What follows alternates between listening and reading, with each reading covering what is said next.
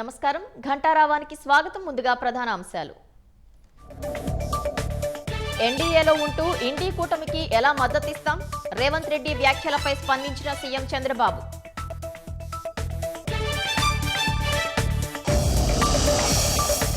గోదావరి ఉగ్ర రూపంతో జలదిగ్బంధంలోనే లంకలు, నేట మునిగిన ఉద్యానవన పంటలు.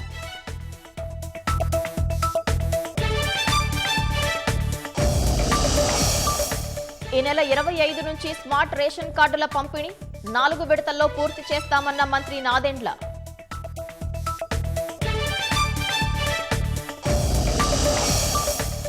దేశంలో అవినీతి నిర్మూలనకే 130వ రాజ్యాంగ సవరణ బిల్. ప్రతిపక్షాల వైఖరిపై ప్రధాని తీవ్ర విమర్శలు.